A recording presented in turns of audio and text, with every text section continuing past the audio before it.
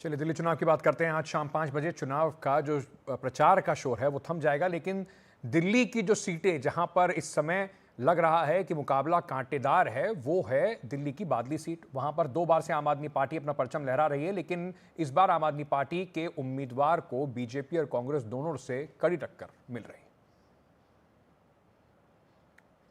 दिल्ली विधानसभा चुनाव के हमारे कवरेज का कारवां आज पहुंचा है बादली विधानसभा क्षेत्र, जो उत्तर पश्चिमी दिल्ली लोकसभा क्षेत्र के अंतर्गत आता है। यहां से फिलहाल आम आदमी पार्टी के अजेश यादव विधायक हैं और उन्हीं पर फिर से आम आदमी पार्टी ने अपना दांव चला है, उन्हें ही अपना उम्मीदवार बनाया है।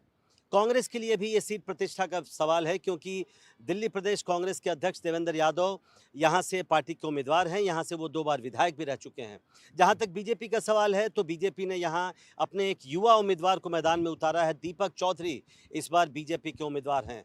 तो अगले कुछ मिनटों में हम अपने कैमरा सहयोगी मुकेश कुमार के साथ यहाँ की समस्याएं जानने की कोशिश करेंगे, यहाँ के मुद्दे समझने की कोशिश करेंगे, यहाँ के लोगों से बात करेंगे, उम्मीदवारों से बात करेंगे और ये समझेंगे कि आखिर इस चुनाव में क्या हो सकता है और क्या होने की संभावना है।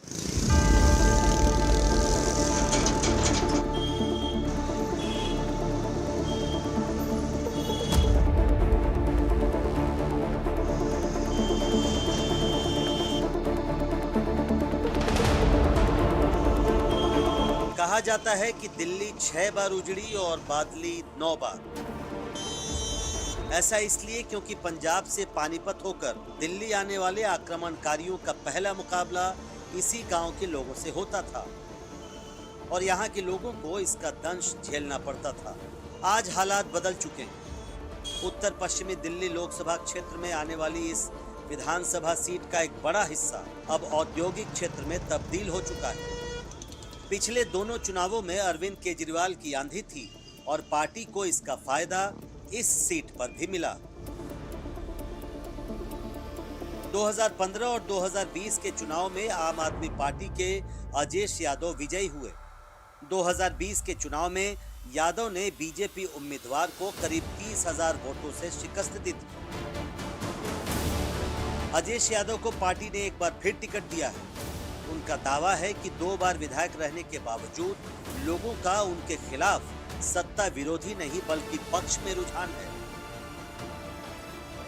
2 बार से जब मैं विधायक बना हूँ तो हमारे क्षेत्र में एक ही बात है कि इतने साल से लोग यहाँ 70 साल से 60 साल से राजनीति हो रही थी। हमारे पूरे क्षेत्र को उन्होंने नरक बना रखा था। आज हमारे पूरे क्षेत्र में आप जाएंगे तो लोग एक ही चीज़ कह रहे हैं, जिसने काम किया उसके साथ है। और मुझे तो ये भी कह रहे हैं कि आप वोट मांगने मत आओ, वोट आपकी है। मेरी यहाँ किसी से कोई चुनौती नहीं है। कांग्रेस का तो यहाँ कोई नाम ही नहीं लेता। बस वो जो है अपना पैसे पूसे खर्च करेंगे और लोगों को मतलब पैसे बांटना, ये करना। बीजेपी ने इस बार अपना उम्मीदवार बदल दिया है। पार्टी ने युवा नेता और दिल्ली विश्वविद्यालय छात्र संघ का चुनाव जीत चुके दीपक चौधरी को मैदान में उतारा है। चौधरी घर घर जाकर लोगों से समर्थन मांग रहे हैं। आज जनता ने ये देखा है किस तरीके से पूरी दिल्ली बेहाल है। दिल्ली में रोड की क्या व्यवस्था है। आज बहादुरगढ़ रोड देखिए हम, आज तमाम बुराड़ी रोड देखिए हम, हमारे जो यहाँ पे बुराड़ी रोड है वो देखिए हम। अब तमाम रोड देखिए, सीवर जो है भरे हुए हैं। कूड़े का पहाड़ जो हमारा कहता है कि मेरे को एमसीडी में दे दो, वो ना कूड़े का पहाड़ खत्म कर पाए हैं। और अब तो मजे की बात ही है, अब तो 2100 और 2500 का जुमला चल रहा है। झूठ बोलने के माहिर जो है केजरीवाल को इस बार दिल्ली की जनता ये दिखाएगी कि जो सर पे बैठाना भी जानती है वो सर से उतार के जमीन पे फेंकना भी जानती है। कांग्रेस के लिए भी ये सीट प्रतिष्ठा की सीट है। पार्टी ने दिल्ली प्रदेश अध्यक्ष देवेंद्र यादव पर एक बार फिर अपना दांव लगाया है। यादव इस सीट से 2 बार विधायक रह चुके हैं। 2008 और 2013 के चुनाव में उन्हें जीत हासिल हुई थी, लेकिन 2020 के चुनाव में वो तीसरे स्थान पर रहे थे। उन्हें करीब 27,000 वोट ही मिल पाए थे। केजरीवाल जी का बुखार था लोगों को, वो उतर चुका। केजरीवाल जी के भी जो फर्जी मामले सामने आए हैं और जिस तरीके से भ्रष्टाचार सामने आया है, जिस तरीके से उनका जो जीवन दोहरा है, सार्वजनिक जीवन में वो लंबी शर्ट और टूटी हुई चप्पल पहनकर निकलना और अपने निजी जीवन में शीश महल जैसा घर बनाने का वो रखना, वो निश्चित ही इनके चरित्र को भी दर्शाता है। लोग अब समझ चुके हैं और मुझे कहीं पूरी उम्मीद है कि दिल्ली में इस बार बड़ा राजनीतिक बदलाव होगा। इस सीट का एक दिलचस्प पहलू ये भी है कि यहाँ पे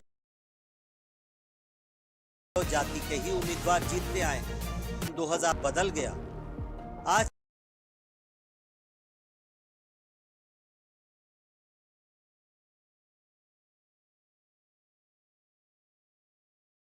की विधानसभा सीट 5 बड़े गांवों से मिलकर